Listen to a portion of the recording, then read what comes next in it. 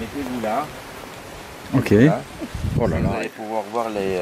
il y en a plein qui rentrent. Hein. Voilà, c'est la ruche vraiment la plus... Mettez-vous là comme ça, vous allez les voir. D'accord. Il n'y a pas de problème. Mais ça s'attaque pas. Et,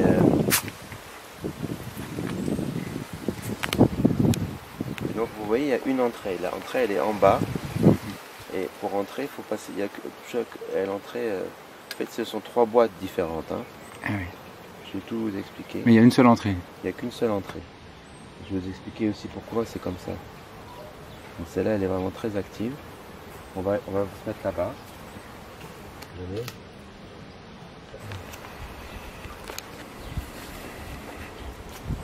Alors vous allez vous mettre ici. Ok. Et je vais ouvrir cette ruche là en fait. D'accord. Venez, Bien Julie. Bien Julie, bien mettez. Voilà.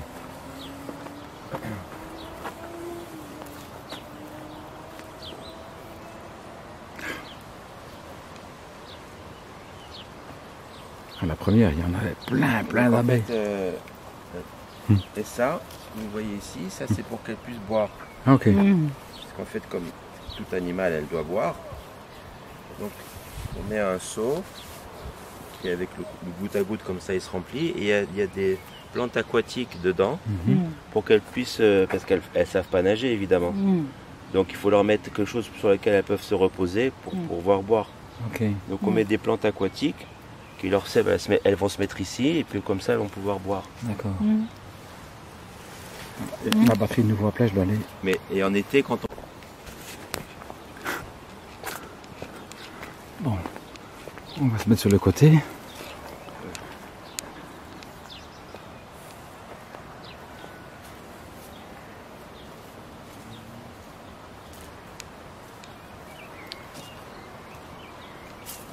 Ici, il y a un petit appareil avec de la fumée là, ici, c'est ça? Oui, mais comme c'est Shabbat, je ne l'utilise pas. Mais normalement, ça effectivement, c'est un enfumoir. On fait de la fumée. Je vous expliquerai aussi pourquoi on fait de la fumée. Mais là, je vais ouvrir ça en fait. J'espère que ça va bien se passer, mais bon, généralement, ça ne pas de problème.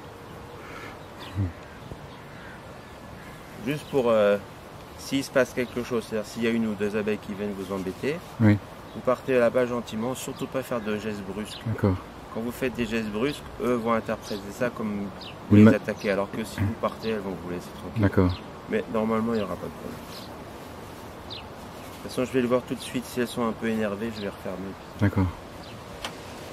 Parce que souvent, parfois, le vent comme ça les énerve. Je peux aller un petit peu quand même.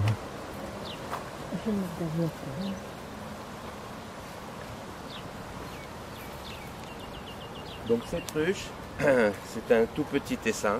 Comme je vous ai dit, il est très très jeune. Et donc il y a très très peu d'abeilles. Il n'y a même pas le quart d'abeilles qu'il y a dans ces autres ruches. Parce qu'en fait, la reine, c'est la seule qui pond. Toutes les abeilles sont stériles. Donc, les mâles évidemment pas, et les femelles, elles sont stériles. Donc, il n'y a que la reine qui peut se pondre. Donc, il n'y a qu'une seule reine par colonie, jamais deux. Donc, la reine est vraiment la survie. S'il n'y a pas de reine, bah, au bout de quelques semaines, il n'y a plus d'abeilles, puisqu'il n'y a plus personne qui pond. Donc c'est très important de vraiment se faire attention, de voir qu'il y a une reine et qu'elle ponde et que tout va bien, parce que sinon la ruche elle va mourir. Ouais. Et une reine vit combien de temps? Une reine ça peut vivre 3-4 ans. Ouais. Et donc cette reine, elle est née il y a peut-être un mois et demi, c'est comme ça. Et donc elle a été fécondée, elle se fait féconder à peu près une semaine après, 10 jours après. Et après elle reste dans la ruche et elle pond. Quand une reine pond, entre la ponte et que la petite abeille sorte, il faut à peu près 3 semaines. Donc là, ce que je vais vous montrer, donc là, la reine, elle a commencé à pondre. Elle a commencé à pondre il y a à peu près une dizaine de jours. Donc ce que je vais pouvoir vous montrer, d'abord, je vais vous montrer les cadres que j'ai mis dedans qui sont complètement plats. Il n'y a pas de cellules. Je vais vous montrer comment elles ont construit les cellules. Je vais vous les montrer. On les voit vraiment construites.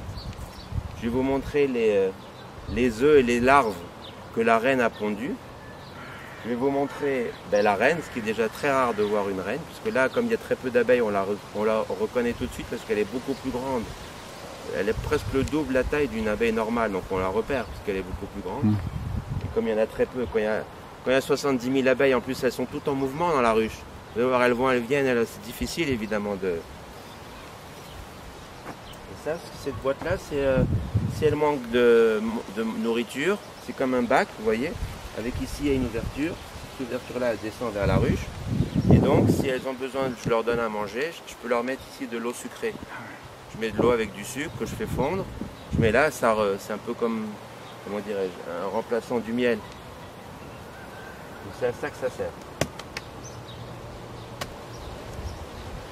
Et donc, ce qui est très très important, c'est moi, vous allez voir, je vais faire aucun geste brusque. Je vais tout faire tout doucement, parce qu'encore une fois, il ne faut pas les énerver en fait. Il ne faut pas qu'elles s'occupent de moi, qu'elles vaillent à leurs affaires et qu'elles ne s'occupent pas trop de moi.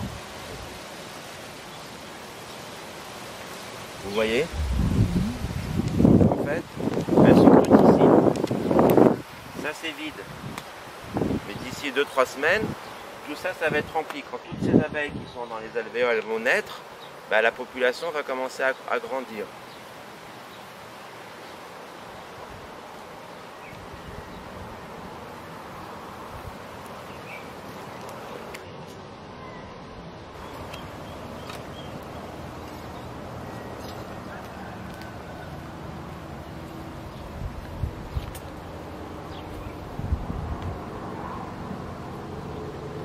Ce que je vais faire d'abord, je vais vous montrer un cadre, on va dire vierge. Voilà. Ça, c'est ce que je leur mets moi, des cadres. Ça, c'est une feuille de cire. Si on achète ça comme ça, donc, et c'est sur cette base-là qu'elles vont construire leurs alvéoles. Donc ça, c'est la base. D'accord. Ok. Ça, c'est au départ, c'est comme ça. Je vais vous montrer comment, qu'est-ce qu'elles vont en faire.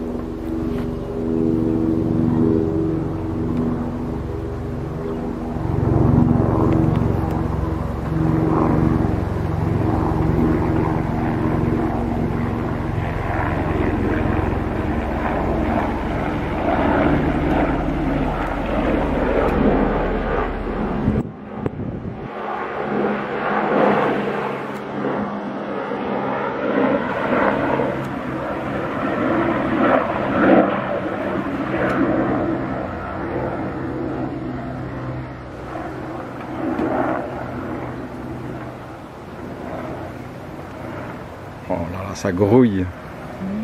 Alors regardez comme c'est beau. Donc, d'abord je vais voir que la reine n'est pas là.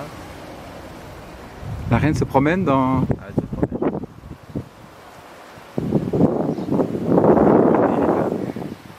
Donc déjà vous pouvez voir les alvéoles, comment elles ont été construites. Ouais. Et là ce qu'on voit ici, vous voyez, ce sont des alvéoles qui sont fermées. Ah oui, À l'intérieur il y a des larves ok. qui vont bientôt éclore. Et en fait, je ne sais pas si vous allez arriver à voir, Ouais, j'ai fait le zoom, oui. mais ici, Oui. il y a des larves. Vous voyez comme une espèce de petit ver de terre en cercle comme ça. Dedans c'est blanc. Ok. Et donc bientôt là-dedans, c'est un peu difficile à voir, mais la reine elle va pondre. Et on voit des couleurs un peu orangées comme ça. C'est un petit peu de pollen qu'elles ont mis dedans à l'intérieur. Mhm. C'est la nourriture pour les larves? C'est la nourriture pour les larves, exactement. Et vous voyez ici, on voit ici, tout est fermé. Parce que donc ce sont des larves.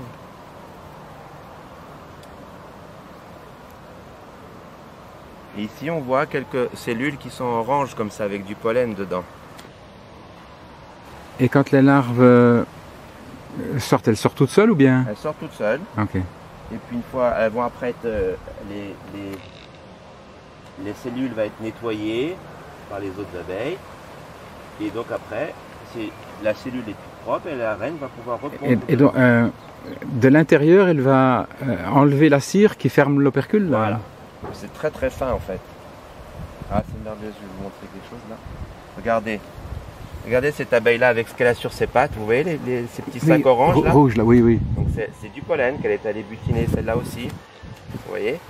C'est ce que je vous disais hier, elle a des petits sacs sur les pattes. Et elle va chercher un endroit pour le déposer. Et donc vous voyez les alvéoles, comment elles ont été construites? Ouais, oui, oui, oui. Il y en a une qui a tourné autour de moi, mais j'ai pas bougé. Donc ça... Oui, mais alors reculez un peu. Ouais. Voilà. Parce que je vois qu'elles sont un tout petit peu plus énervées que normal. Mais bon, ça va, elles sont pas... Elles font rien. Donc là, la reine n'est pas là. Mhm. Oh, mais la suivante, elle est pleine d'abeilles là en bas. Voilà. À mon avis, la reine est là. Bon, là, il faut vraiment être tout proche pour regarder, mais en fait, je vois que ce cadre-là, les cellules, elles sont pleines d'œufs. Et les œufs, ils vont se développer en larves, et petit à petit, ça va se développer en abeille.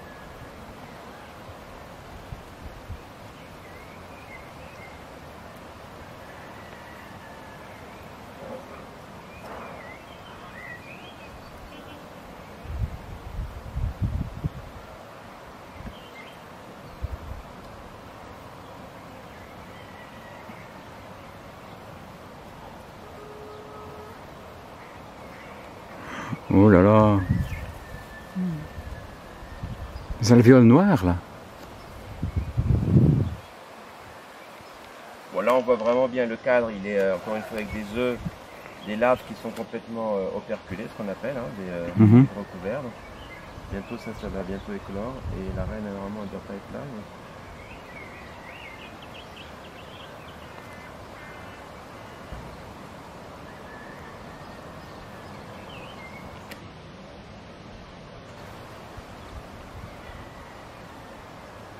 Elle n'est pas là. Ce cadre-là, vous ne pouvez pas le voir, mais il est lourd. Il y a un petit peu de miel aussi dedans. Et évidemment, ça, le miel, ça fait du goût.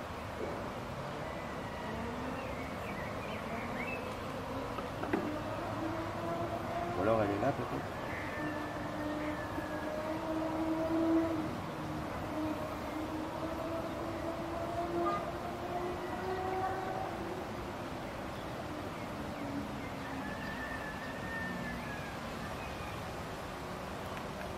Alors, elle est où? Vous voyez aussi ici, on voit les couleurs là, de pollen. Ouais. Bon, encore une fois, ça c'est vraiment une toute jeune ruche. Quand on ouvre celle-là, c'est vraiment une mosaïque. Les cellules, elles sont pleines à craquer de pollen.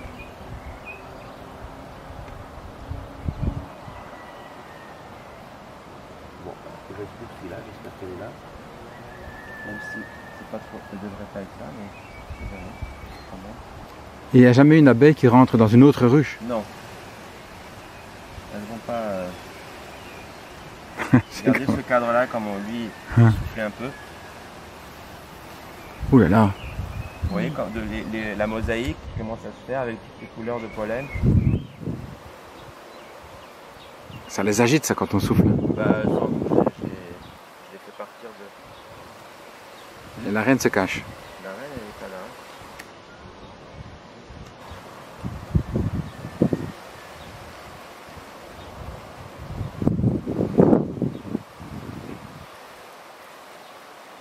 On va la trouver, hein. Ah si, elle est là.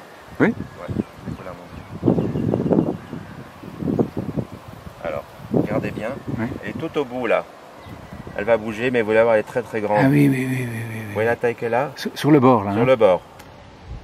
Voilà, elle va, voilà, attendez. Hop, Elle passe de l'autre côté? hop, elle est sur le bord. Voilà, elle est là. Bon, il faut surtout pas qu'elle s'en aille. Ah ouais. Voilà, vous voyez? Par rapport aux autres abeilles, la taille qu'elle a. Oui. C'est incroyable. Voilà, là on la voit bien. Là, vous voyez la taille des ailes, elle est vraiment la moitié du corps, alors que les autres, les ailes font la taille du corps. Alors là, on la voit vraiment bien, là. Ah oui. Elle est là. Et là, elle cherche où pondre, en fait. On D'accord. va la voir pondre. C'est elle qui choisit. Elle choisit, elle va trouver. Et ouais, avec sa tête, elle cherche des cellules qui sont vides. Et elle va, avec la queue, là, hop, elle va mettre dedans et elle va pondre. Incroyable. Il y a toujours des petites abeilles autour. C'est vraiment la cour. La reine avec sa cour. Combien d'œufs est-ce qu'elle a comme ça? Elle peut pondre 1000 à 2000 œufs par jour. Par jour? Par jour. Ah bon. Et ça pendant 3 ans. Mais bon, c'est pas tout. Ça, c'est vraiment au printemps. Et en étant fécondée qu'une seule fois? En en fait, elle va être fécondée une seule fois, mais par plusieurs mâles. Elle va être fécondée lors du vol nuptial, on appelle ça. Mais c'est qu'une seule fois, donc elle sort une fois pour se faire féconder. Donc après une semaine qu'elle est née, elle va sortir pour se faire féconder. Et là, il y aura plusieurs mâles qui vont la féconder, peut-être 7-8 mâles. Et une fois que c'est fini, elle rentre au bercail, à la ruche, et elle va y rester toute sa vie pour donner naissance, en fait, pour pondre ses œufs. Mais c'est incroyable ça. En étant fécondée une seule fois, elle va pondre toute sa vie. Voilà. C'est incroyable ça. En printemps, vraiment, elle pond peut-être 1500 par jour, et 2000 par jour vraiment maximum. Et puis plus ça va dans la saison, moins elle va pondre, puisqu'en fait, elle va sentir, elle va voir les abeilles qui rentrent au bercail, ce qu'elles ramènent. Quand elle voit qu'elle ramène énormément de nourriture, elle sait que c'est le printemps, donc là il faut pondre. Okay. Il faut qu'il y ait de la main d'œuvre pour travailler. Par contre, petit à petit, elle voit qu'elles reviennent un peu bredouilles, elle dit ah, il y a moins de fleurs, je ne vais pas pondre, ils vont manger quoi mes abeilles? Donc elle va pondre moins. Jusqu'en hiver, elle ne pond plus du tout puisqu'il n'y a plus de fleurs en hiver. Quelle intelligence, hein. C'est incroyable, hein.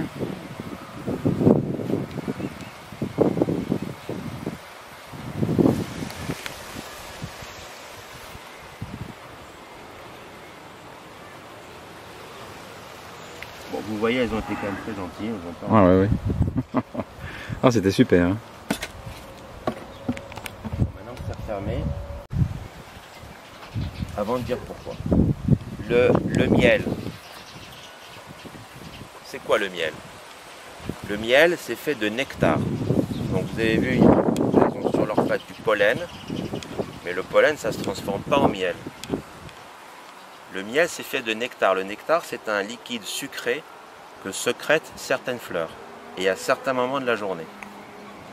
Donc les petites abeilles, elles vont d'une part chercher le pollen, ça c'est relativement facile à voir parce que ça se voit sur la fleur, et puis elles vont chercher le nectar. Elles ont une espèce de bouche, enfin c'est comme une petite trompe, où elles vont aller, quand elles butinent, d'une part avec leurs petites pattes, elles prennent le pollen qu'elles mettent dans leur sac, et puis s'il y a du nectar, elles vont sucer, elles vont aspirer ce nectar, et avant leur intestin, elles ont une poche qui s'appelle le jabot, un réservoir. Elles vont remplir le jabot de nectar, et elles vont revenir à la ruche. Bien. Ce nectar, il a une concentration de sucre d'à peu près 20%. 20% de sucre, 80% d'eau. Le miel, c'est exactement l'inverse.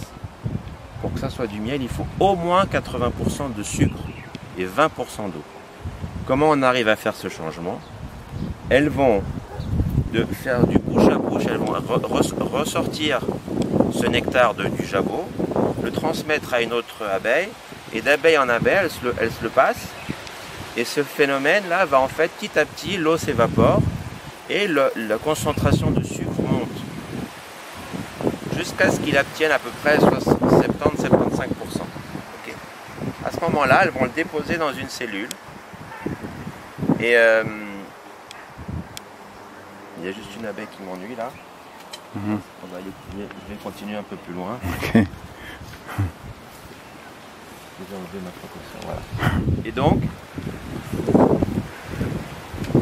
elles vont déposer dans les cellules que vous avez vues, et donc, avec leurs petites ailes, elles vont encore faire évaporer l'eau jusqu'à ce que ça monte à plus de 80%. Et là, quand quand elles font du bouche à bouche, quand c'est 70-75, elles le déposent dans une cellule, et après, elles vont avec leurs petites ailes faire évaporer pour que ça monte encore jusqu'à 80, 82, 83%. Et là, le miel est prêt. Quand il est prêt, comme vous avez vu, la même manière dont elles recouvrent la cellule avec une petite fine couche de cire, elles vont faire pareil avec le miel. Là, malheureusement, j'aurais pu, peut-être demain je le ferai, je vous montrerai, il y a des cadres qui sont pleins de miel. Je pourrais même vous faire goûter du miel d'une ruche plus mûre. Là, il n'y a pas encore de miel dans cette ruche. Et donc ça, c'est comme ça qu'ils font le miel. Le miel, c'est leur nourriture. C'est ça qu'elles mangent. Donc nous, les hommes qui voulons récolter le miel, comment on fait? Comment on s'y prend? Vous avez vu dans cette ruche, sur les cadres, on a vu des œufs, on a vu des larves, on a vu du pollen, et plus tard, j'aurais pu vous montrer du miel aussi. Donc sur un cadre, il peut y avoir de tout. Maintenant, nous, ce qu'on veut, c'est que du miel. Alors, comment on fait? L'idéal, ce serait de pouvoir mettre un panneau au milieu de la ruche, le miel par là, les œufs par là, ou enfin, qu'elle fasse le tri. Alors, je vais vous montrer ce qu'on fait pour faire le tri.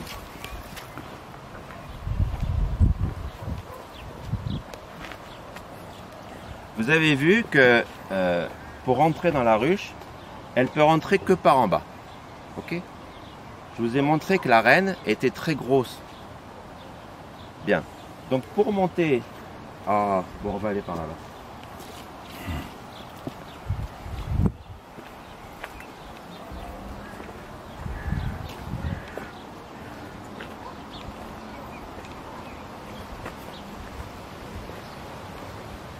Ça y est, elle a abandonné, elle est repartie. Elle a suivi longtemps. Hein.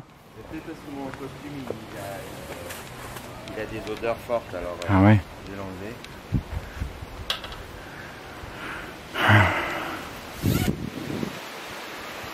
Et donc,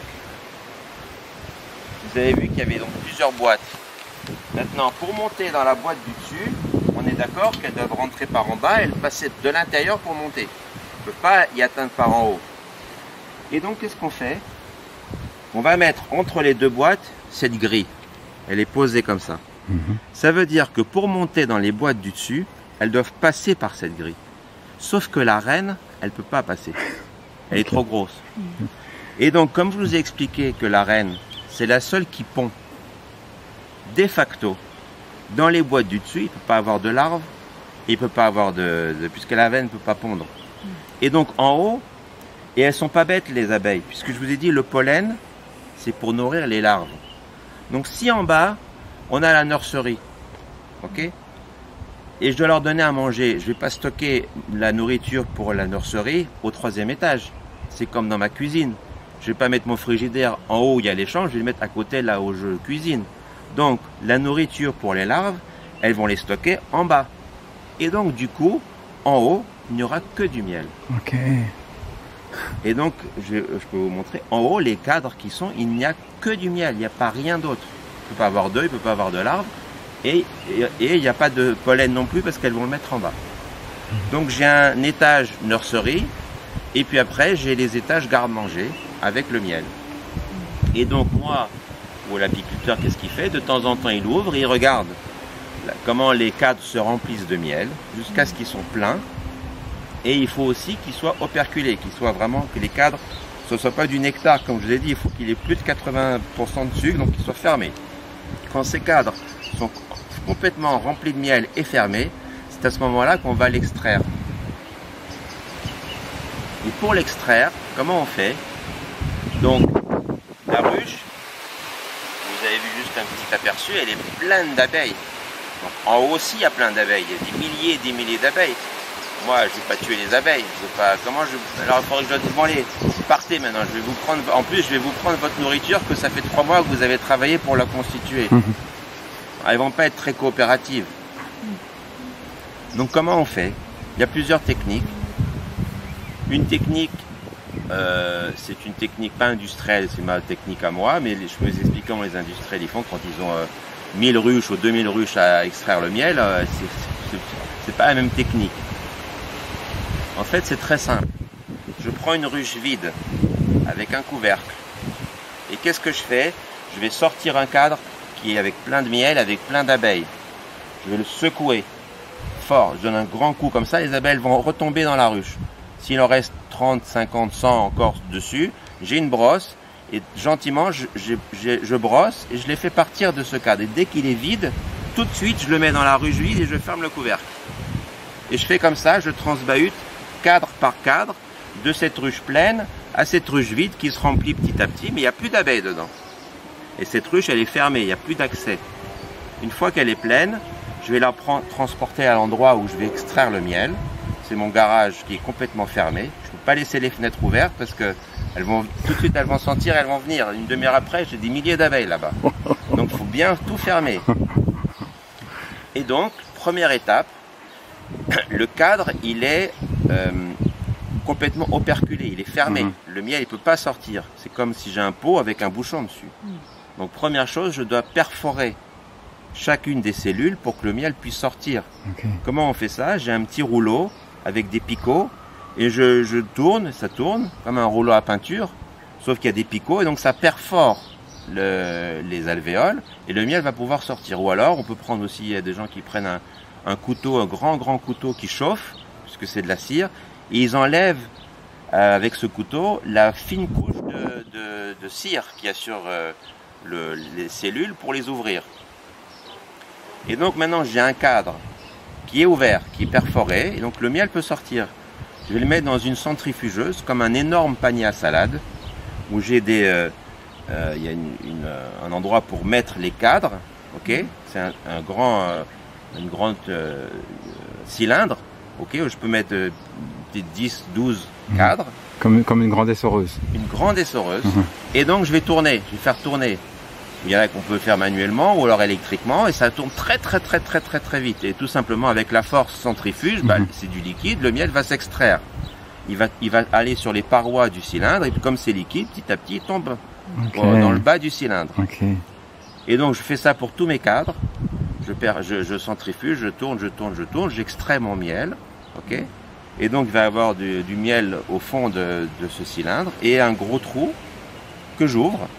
Et je vais faire passer par un tamis. Pourquoi? Parce qu'en fait, quand je vais faire cette centrifuge, j'extrais le miel. Il y a le miel qui va sortir, mais aussi de la cire. Des petits bouts de cire qui vont... Ça tourne très vite, donc il y a de la cire qui va avec. Donc je le filtrer. Et donc je passe un double tamis, ce miel. Et donc ça coule à travers le tamis dans un espèce de grand seau, enfin un réservoir où je récolte mon miel. Super. Et après une fois que j'ai des seaux avec mon miel, j'ai plus à le transbahuter dans des pots en fait. Voilà. Une ruche peut produire combien de... Alors une ruche, alors en fait, vous avez vu, j'ai parfois un deuxième étage, parfois un troisième étage. Une caisse, ça comporte 10 cadres. Ces cadres-là, ils peuvent aller jusqu'à 3 kg de miel. Quand ils sont plein, donc je peux aller jusqu'à 30 kg par boîte. Donc une ruche, ça peut sortir parfois 40 kg, c'est très rare. En général, quand on a 25 kg, c'est bien, 30 kg, c'est très bien. Plus, c'est encore mieux. Et ici, c'est quel genre de fleurs qu'elle butine? Alors, donc en fait, donc moi j'ai des ruches de ville. Et je ne vous ai pas encore fait goûter, mais il est très bon le ruche de ville. Et d'abord pourquoi? Parce qu'il a... d'abord le mien, peut-être parce que par rapport aux fleurs qu'il y a ici, il est très parfumé. Et puis surtout, il est plus que 100% bio, puisqu'en général, personne n'utilise de pesticides sur les fleurs. Ici, il y a peut-être on met de l'engrais de jardin, mais on n'est pas... Donc il est tout à fait, il est 100% naturel évidemment le miel. Par contre, je vais vous expliquer comment on fait pour avoir, par exemple, vous allez au magasin et puis vous avez du miel d'acacia ou du miel de lavande ou du miel de... Comment on peut séparer? Comment on fait exactement? Tu peux pas dire à l'abeille, ah celui-là tu vas parce que c'est un agrume, mais l'arbre d'à côté tu y vas pas parce que ça... Comment ils font? C'est très simple. Toute l'agriculture, il faut savoir que bon, c'est des évaluations, à peu près 60%, peut-être 70% de ce qu'on a dans notre assiette, c'est grâce aux abeilles. C'est-à-dire, s'il n'y avait pas d'abeilles, on aurait entre 60 et 70% de moins à manger. Parce que tous les fruits, et pas que les fruits, se multiplient, se développent grâce aux abeilles. Puisqu'en fait, quand elles vont butiner, en fait, qu'est-ce qui se passe? C'est quoi le pollen? Le pollen, c'est la partie mâle de la fleur.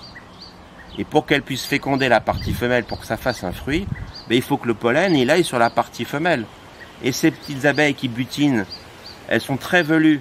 Donc quand elles vont avec leurs petites pattes butiner, ça va un peu partout. Puis elles vont de fleur en fleur. Donc avec le pollen, en fait, il va de la fleur mâle à la fleur femelle ou de la partie mâle à la partie femelle. Donc c'est ça qui fait que il y a des fruits. Et sans ça, il y a des arbres, il n'y aurait pas eu un seul fruit si une abeille, elle passe pas par là. Il y a certains qui vont quand même y arriver à cause du vent, mais beaucoup, beaucoup moins. Donc, tous les agriculteurs ont besoin de ruches. Et donc, dans chacun des champs, quand il y a un champ qui est en fleurs, l'agriculteur va appeler l'apiculteur pour lui dire « Amène-moi tes ruches ». Ok. Et donc, et c'est vraiment du donnant-donnant. L'apiculteur, lui, il est content parce qu'il va donner à manger à ses abeilles. Et l'agriculteur, il est content parce que lui, il va avoir sa récolte. Et donc, pendant un mois, à peu près le temps de la floraison, il va avoir le champ va être rempli de ruches. Et donc, à ce moment-là, quand je mets mes ruches sur un champ d'acacia, eh ben, je vais avoir que du miel d'acacia parce qu'elles vont pas aller à 15 km alors qu'elles ont 2000 arbres qui sont tous pleins de fleurs d'acacia. Elles vont pas chercher la difficulté. Et donc, le miel qu'elles vont créer dans cette ruche-là, ça va être du miel d'acacia. C'est comme ça ou dans les champs de lavande, il va y avoir du miel de lavande parce que dans les champs de lavande, il va y avoir des ruches quand ils t'ont déposé là. Et donc, du coup, elles vont faire que du miel de lavande. C'est comme ça qu'on arrive à faire du miel, du miel de châtaignier, enfin toutes les sortes de miel qu'il y a. C'est parce qu'elles ont été déposées dans un champ où il y a ce type de fleurs en fait. Ah oui. Mais ici c'est un peu toute fleur alors. Et ici c'est toute fleur, il n'y a pas. Moi je les bouge pas mes ruches. Elles vont là où elles veulent. Okay. Pour pouvoir qu'une colonie vive, il faut qu'il y ait une reine. Bien. Et je vous ai expliqué qu'une reine, elle peut vivre 3 ans, 4 ans. Qu'est-ce qui se passe quand elle va mourir? Comment on crée une nouvelle reine? D'où elle sort? Puisque la reine, vous avez vu, elle pond des larves, mais c'est des larves de ouvrières. Elle ne peut pas dire tout d'un coup, je vais pondre une larve de reine. Comment faire une reine? Comment faire une reine? Et là aussi, c'est merveilleux. Quand la reine, ou bien elle va se sentir qu'elle est malade ou qu'elle est à la fin de sa vie, elle va pondre comme d'habitude, sauf que ce que je ne vous ai pas expliqué, c'est que la manière de communication des abeilles, ça s'appelle les phéromones. Les phéromones, ce sont des odeurs. La reine va transmettre des odeurs. C'est quand elle va leur dire, les filles, écoutez, je vais mourir. Il faut que vous créiez, que vous fassiez une nouvelle reine, parce que moi, je vais bientôt mourir. Donc, il va y avoir des odeurs. Ah, les petites abeilles, elles vont sentir ces signaux. Et qu'est-ce qu'elles vont faire? Vous avez vu les milliers de cellules qu'il y a. Et je vous ai dit, la reine, elle pond 1000 à 2000 œufs par jour. Parmi ces dizaines de milliers d'œufs, miracle, on ne sait pas comment, elles vont faire des élections. Pas comme chez vous et comme chez nous, on va faire 250 fois des élections et que pendant des années, on n'a pas de gouvernement parce que personne ne se met d'accord. Elles se mettent d'accord. Elles vont élire que cet œuf-là va devenir une reine et pas un autre. Et pour pas prendre de risques, parce qu'elles ne savent pas exactement quand la reine va mourir, elles vont quand même en élire 3 ou 4. Pour que si une ne devient pas reine, ben j'ai quand même un backup. Et donc, parmi ces dizaines de milliers d'œufs, elles vont en élire 3 ou 4 qui vont devenir leur prochaine reine. Et pour que ça devienne une prochaine reine, qu'est-ce qu'elles font? Premièrement, vous avez vu, la reine, elle est grosse. Donc le cocon, la petite cellule qui est un cocon, il ne peut pas contenir une reine. Il faut leur faire une maison plus grande. C'est une reine, il faut avoir son palais. Donc elles vont d'abord construire une cellule beaucoup plus grande. Elles vont la petite cellule, elles vont en faire une extension pour que la larve va pouvoir se développer en reine. Première étape. Deuxième étape, la reine, parce que c'est la reine, elle ne mange que de la gelée royale. C'est ça la gelée royale. Qu'est-ce que c'est la gelée royale? La gelée royale est extraite de glandes que les abeilles ont vers leur tête. C'est une nourriture extrêmement riche. Et donc, dans cette cellule avec l'œuf, au lieu de mettre du pollen comme elles mettraient dans une cellule normale, pour faire une ouvrière, elles vont non seulement lui mettre une grande taille, et dedans, mettre que de la gelée royale. Elles vont sécréter, et dans cette cellule, et donc à cette larve, elle va être nourrie de gelée royale. Et donc, c'est ça qui va faire que cette abeille, ou cette larve, va se développer en reine. Et ça va durer à peu près 16 jours. Et donc moi je vais voir, il y a un grand, on le voit très bien, il y a un cocon, demain peut-être je peux vous montrer, j'en ai une. Il y a un cocon de reine, on voit vraiment que c'est gros, c'est beaucoup plus gros. Et donc au début il est ouvert, elles vont mettre la gelée royale, et puis petit à petit elles vont le refermer. Et donc la larve va se développer en abeille et en reine. Bien. Et donc il va en avoir 3 ou 4 comme ça. Qu'est-ce qui se passe quand la première reine va naître? D'abord elle va, comme tu m'avais posé la question, pour la reine c'est un peu plus difficile, elle ne va pas arriver à sortir toute seule, elle va émettre des petits bruits pour dire hey, je veux sortir, ça y est, je veux naître. Et là on va l'aider à la faire sortir. Et donc là on va dire j'ai une princesse, j'ai pas encore une reine, j'ai une princesse. La princesse va voir sa mère et lui dit maman, voilà, tu peux partir maintenant, je suis la nouvelle reine, je suis arrivée. Avant d'aller voir sa mère, elle va d'abord aller tuer toutes ses concurrentes. Oh.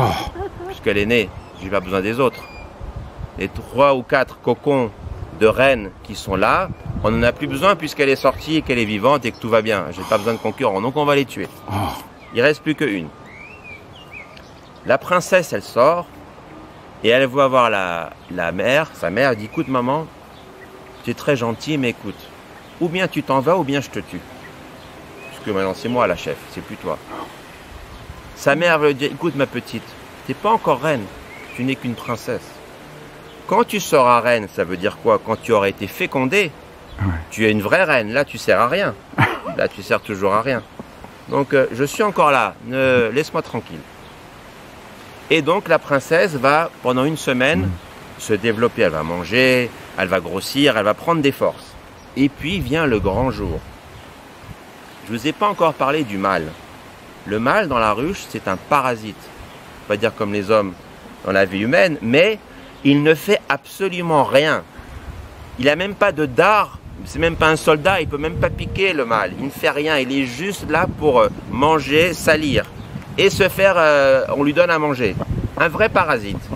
Il salit la ruche, il mange, il ne sert à rien, sauf à féconder la reine. Et donc, d'ailleurs, la reine, quand elle commence à mourir, elle va créer, parce qu'elle peut choisir quand elle pond si ça va être des femelles ou des mâles.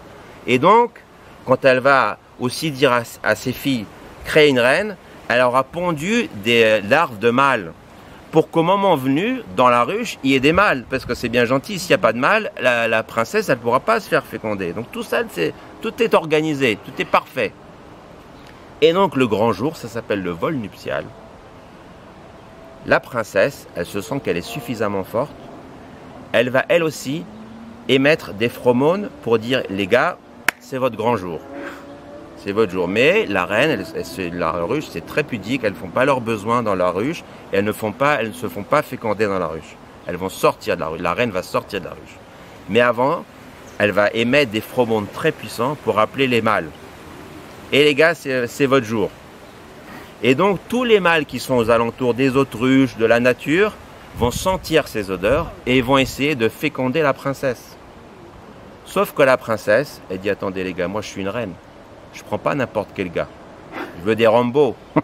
Je veux des Sylvester Stallone. Moi, je veux des gaillards qui vont me féconder pour que je puisse après moi aussi pondre 1000 à 2000 œufs par jour. J'ai besoin de quelqu'un de sérieux. Je n'ai pas besoin de petits gringalets. Et donc, comment elle va faire ça? Il va y avoir une sélection naturelle. La reine, elle est plus forte que les mâles. Elle va voler très vite et très loin. Et les pauvres mâles, ils vont essayer de l'attraper. Mais il n'y a que les plus forts qui vont y arriver. Et les 3/4 vont mourir de fatigue à essayer d'attraper la reine. Et ils tombent de fatigue et ils meurent. Et finalement, il y en a un, le Rambo, qui a survécu, il va l'attraper et va féconder. Et comme je vous ai dit, elle va faire ça 7-8 fois. 6, 7, 8 fois. Toujours durant le même vol. Et quand elle aura compris qu'elle a suffisamment été fécondée, et qu'elle a suffisamment comment dirais-je, d'œufs pour pouvoir après subvenir à la survie de la ruche, elle va rentrer. Et là, effectivement, elle va retourner voir sa mère et lui dire « Maman, ça y est, maintenant je suis une reine. Donc tu choisis. Ou bien je te tue, ou bien on te tue, ou bien tu t'en vas. » Et donc parfois, la vieille reine va se faire tuer, ou bien elle va partir gentiment, mourir seule. Oh là là. Elle quitte et les abeilles resteront avec la nouvelle reine. Le roi est mort, vive le roi. Sauf que là, c'est la reine est morte, vive la reine. Oui. Et quand elle ne va pas quitter les abeilles vont comprendre que la nouvelle reine est arrivée. Elles ne vont pas partir avec l'ancienne reine qu'elles ont finalement servi tout au long de leur vie. Finalement. Il y a une nouvelle reine maintenant, on doit servir à la nouvelle reine. Voilà, ça c'est l'histoire des reines. Fantastique. Elles vont aller chercher. C'est incroyable. Il faut que je recommence depuis le début. Elles vont aller chercher un endroit pour une nouvelle ruche. C'est quoi une nouvelle ruche? Parce que moi j'ai un endroit très organisé, c'est une boîte avec des cadres. Mais dans la nature, ça c'est pas comme ça. Dans la nature, elles vont chercher une cavité.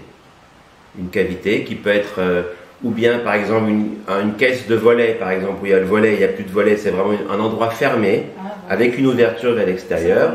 Ça peut être un trou dans un arbre, ça peut être un trou dans un rocher, ça peut être une cavité en fait. Elles cherchent une cavité sombre où elles vont pouvoir créer des rayons, ce qu'on appelle des rayons, des cadres en fait, avec les alvéoles, etc. Et donc elles vont aller chercher. Et donc cet essaim va rester sur cet endroit-là quelques jours, le temps que, encore une fois, qu'elles trouvent et qu'elles disent « Hé les copines, j'ai trouvé un endroit ». Alors là, encore une fois, comment elles vont expliquer où est l'endroit et qu'elles vont tous essayer de dire « Ouais, t'as raison, on va te suivre ». Miracle. Mais c'est ce qui se passe. Et donc, à partir du moment où elles vont trouver un bon endroit, elles vont toutes partir, avec la reine évidemment, dans cet nouvel endroit. Et donc moi, qu'est-ce que je fais?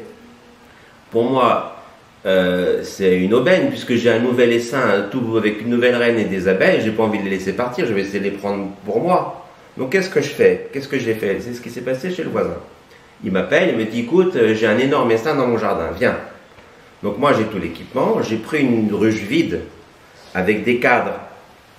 Et donc qu'est-ce que j'ai pris? Je coupe la branche sur lesquelles elles sont, et je fais tomber les abeilles, les seins, boum, parce qu'elles, comme disait elle, elles sont pas attachées, elles sont les unes sur les autres, donc un tout petit coup, elles tombent, elles sont pas agrippées, elles sont les unes sur les autres. Donc on donne un petit coup et elles tombent. Et à partir du moment, ce qui est essentiel, il ne faut pas rater son coup, il faut que la reine soit dans la ruche. À partir du moment où la ruche, encore une fois, elle va dire, hé les filles, je suis là, venez, elle va faire sortir des phéromones, des odeurs. Et c'est fantastique, je vais vous montrer ce soir la vidéo. À l'entrée de la ruche, toutes les abeilles, elles vont faire un bruit énorme avec leurs ailes. Elles vont dire, alerter toutes les copines qui seraient encore sur l'arbre, qui seraient encore en train de chercher. Hé les filles, on est là, venez, venez. Et en 5 minutes, ces dizaines de milliers d'abeilles, elles vont toutes rentrer. On les voit, elles marchent comme ça, hop, elles rentrent comme des soldats, elles rentrent comme ça dans la ruche. Et donc elles ont trouvé leur nouvelle demeure en fait. Et donc je laissais la ruche quelques minutes, une demi-heure. Tout était dedans, j'ai refermé, je l'ai ramené ici. Et voilà, c'est comme ça que j'ai récupéré les seins en fait. Qu'est-ce qui se passerait si la reine n'est plus là? Alors, ça veut dire quoi, elle n'est plus là? Elle meurt ou quoi? En faisant tomber les abeilles. Si. Elle part ou bien elle meurt ou. Alors, si elle part, les abeilles vont la suivre. C'est simple. Si par exemple elle meurt, les abeilles vont mourir. Ah ouais. Puisqu'en fait, elles n'auront plus à qui suivre. C'est fou, c'est fou, c'est fou. Elles seront perdues en fait. Elles ne vont pas aller chercher un nouvel endroit, une nouvelle ruche, une nouvelle cavité s'il n'y a pas de reine. Il n'y a plus de but si vous voulez. Tout autour de la reine. Tout tourne autour de la reine en fait. Et donc il n'y a plus de. Elles vont être complètement perdues, parce que aussi, vous me demandiez tout à l'heure, elles se trompent pas, parce que ça aussi c'est incroyable. Elles vont aller butiner presque à 10 km de distance, elles vont savoir revenir, mais quand elles arrivent, je vais où là en fait? C'est là ma ruche? C'est là ma ruche? Comment je me trompe pas? En plus elles n'hésitent pas, elles vont direct dedans. Comment elles savent? C'est toutes les mêmes en plus. C'est les odeurs. Chaque ruche, la reine, elle va émettre des phéromones qui ont une odeur, et ça c'est une identité. Donc elles savent tout de suite où aller. Mais là, donc, quand il n'y a plus d'odeur, il n'y a plus de reine, et dans ce cas-ci, ce qui peut se passer, s'il y a une ruche proche aux alentours, il se peut que ces abeilles-là vont essayer de de se faire accepter dans cette nouvelle colonie en fait. Ok. Puisqu'elles vont essayer de ah, je sens il y a une odeur de reine par là-bas, je vais aller là-bas. Voilà, c'est ça un peu ce qui risque de se passer. Quand elles seront perdues, qu'elles n'ont plus de reine, elles vont essayer de retrouver une autre reine, et donc elles risquent d'aller dans une autre ruche en fait. Mais si dans la nature, si la reine meurt et qu'il n'y a pas, bah, elles risquent de mourir en fait. Elles vont être perdues en fait. Ok. C'est leur identité, ces odeurs-là. Chacune a son... Donc si on permute deux ruches de même couleur, elles vont pas se tromper, quoi. Elles vont pas se tromper. Mais en fait, c'est vrai et c'est pas vrai. Malgré tout, en fait, il y a quand même deux choses. Il y a les odeurs, mais il y a aussi le fait qu'elles savent exactement où aller. Elles connaissent l'endroit. Et on ne déplace jamais une ruche en journée. Parce que si je prends la ruche, elles sont parties butiner. Elles savent, dans leur tête, c'est comme je vous ai expliqué hier, je sors 30 degrés, elles savent. Elles ont un mini GPS, elles savent. Et donc elles savent dans les coordonnées, la ruche, elle doit être là. Et elles arrivent, elle n'est plus là. Même si je l'ai dépassée de 3-4 mètres, elles vont être perdues. Ah oui. Donc une ruche, on la déplace jamais en journée. Ok. On la déplace la nuit, pourquoi? Puisque les abeilles elles ne sortent pas la nuit. Il fait noir. Donc à la nuit tombée, toutes les abeilles sont dans la ruche. Il n'y a pas d'abeilles qui se promènent dans la nature, la nuit. Donc elles sont toutes dedans. Donc je déplace la ruche la nuit. Le lendemain matin, ben, elles ressortent, elles ont leur nouveau repère, si vous voulez, mais on ne déplace pas. Et donc quand j'ai été chercher la ruche, quand j'ai récolté les seins, j'ai attendu la nuit, que donc les abeilles étaient toutes dedans, pour ramener la ruche ici. Et le lendemain matin, elles se sont réveillées, elles ne dorment pas, mais bon, c'est une image, parce qu'elles ne dorment pas, les abeilles. Elles ne dorment pas, les abeilles? Elles ne dorment pas. Donc la nuit, elles sont actives dans la ruche. Et donc le matin, le soleil est sorti, donc elles sont sorties dans le nouvel endroit en fait. Ok.